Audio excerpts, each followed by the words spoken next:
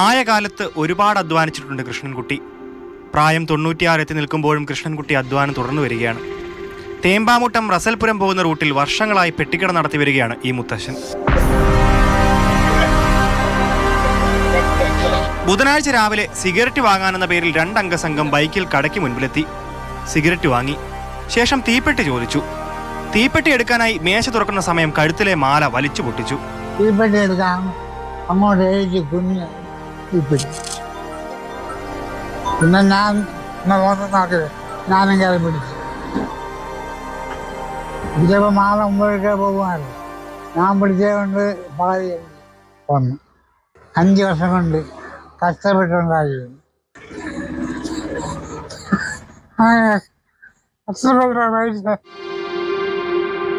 ജീവിതത്തിലെ ഏറ്റവും വലിയ ആഗ്രഹമായിരുന്നു ഒരു സ്വർണ്ണമാല. ജീവിത പ്രാരാബ്ധങ്ങൾ ആ ആഗ്രഹത്തെ പലപ്പോഴും പിന്നോട്ട് നയിച്ചു. അങ്ങനെ 91-ാം വയസ്സിൽ വാങ്ങിയ 2.5 പവന്റെ മാലയാണ് കള്ളന്മാർ പിടിച്ചു പറിച്ചത്. കഴുത്തിൽ കയറി പിടിച്ച കള്ളനെ ചെറുക്കാൻ ഈ 96-കാരൻ ശ്രമിച്ചു. മാലയുരഞ്ഞ് കഴുത്തു മുറിഞ്ഞു. മാലയുടെ 2 കണ്ണി മാത്രം കയ്യിൽ അവശേഷിച്ചു. ബാക്കി കള്ളന്മാരുടെ കയ്യിലും.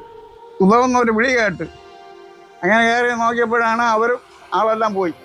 2 സിഗരറ്റ് വാങ്ങിച്ച് അടുത്ത് തീപ്പെട്ടി കൊണ്ടുവന്ന് തീപ്പെട്ടി എടുക്കാനായിട്ട് തിരിഞ്ഞതും അവരെ കഴുത്തിലേ കയറി പിടിച്ച് അമർത്തി വെച്ചുകൊണ്ട് മറ്റു പിടിയായി. അപ്പോൾ 1 കഷ്ണം മാല കൊണ്ട് കാക്കളെന്ന് പറഞ്ഞ് 1 കഷ്ണം മാല കയ്യിലിരുന്നവരേൽ അതാണ് നമ്മളെ വെച്ചത് കിട്ടിയത്. പ്രദേശത്തെ CCTV ക്യാമറകൾ പോലീസ് പരിശോധിച്ചു വരികയാണ്. പ്രതികൾ ഉടൻ പിടിയിലാകുമെന്ന് പോലീസ് പറഞ്ഞു. മാതൃഭൂമി ന്യൂസ്, തിരുവനന്തപുരം.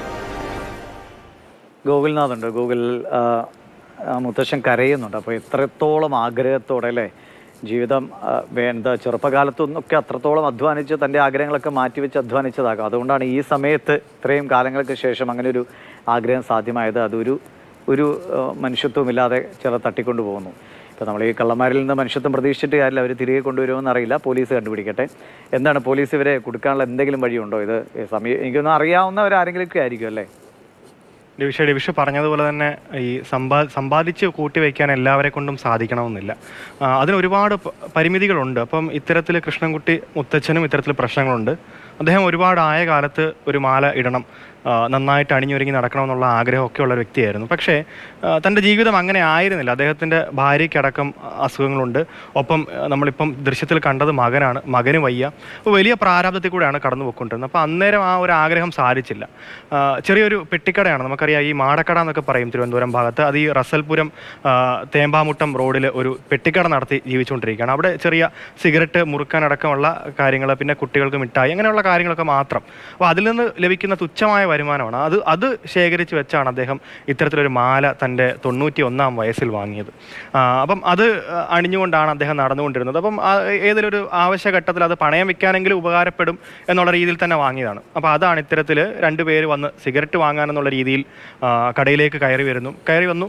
നമുക്കറിയാം, ഈ പെട്ടിക്കടയൊക്കെ മുൻഭാഗത്തായിട്ട് അവർ തീപ്പെട്ടി അടക്കമുള്ള വെക്കാറുണ്ട്. അപ്പോൾ ഈ തീപ്പെട്ടി ചോദിച്ചു, തീപ്പെട്ടി കൊടുക്കാൻ വേണ്ടി മുൻപിലേക്ക് ആഞ്ഞതാണ്. ആഞ്ഞ സമയത്ത് തന്നെ കഴുത്തിൽ കയറി പിടിച്ച് മാല പൊട്ടിച്ചുകൊണ്ട് പോകുന്ന ഒരു സ്ഥിതിവിശേഷം ഉണ്ടായിട്ടുണ്ട്. അപ്പോൾ പോലീസ് എന്തായാലും ഇത്തരത്തിൽ CCTV അടക്കമുള്ളവ പരിശോധിച്ച് വരികയാണ്. കള്ളന്മാരെ ഉടൻ തന്നെ പിടികൂടാൻ സാധിക്കും എന്നുള്ള തരത്തിലാണ് പോലീസ് പറയുന്നത്. എന്തായാലും ഈ പ്രദേശത്ത് നിരന്തരമായിട്ട് ഇത്തരത്തിൽ മാലമോഷണം ഉണ്ട്. ഈ അടുത്താണ് ഒരു മാലമോഷണം കഴിഞ്ഞ് നമുക്കറിയാം, ബോബി ചെമ്മണ്ണൂർ അവിടെ ഒരു മാലയൊക്കെ വീണ്ടും കൊടുത്തിട്ടുണ്ടായിരുന്നു ആൾക്ക്. അപ്പം ഈ പ്രദേശം നിരന്തരമായിട്ട് ഇത്തരത്തിൽ മാലമോഷണത്തിലൊരു കേന്ദ്രമായിട്ട് മാറുകയാണ്. എന്തായാലും ഇത് നമ്മൾ ഇത്രയും കാലം വളരെ പോസിറ്റീവായ വാർത്തകൾ കൊടുത്തിട്ട് പെട്ടെന്ന് നമ്മുടെ തത്സമയത്തിലേക്ക് ഇത്തരത്തിലൊരു നെഗറ്റീവ് വാർത്തയാണ്. പക്ഷേ എന്നിരുന്നാൽ കൂടി അദ്ദേഹത്തിന് പറയാനുള്ളത്, ഈ കൊണ്ടുപോയ ആൾ തിരിച്ച് കൊണ്ടെത്തിക്കുകയാണെങ്കിൽ ഒരിക്കലും അദ്ദേഹം ഒരു പരാതിക്ക് പോകുന്നതല്ല, കേസില്ല, വഴക്കില്ല.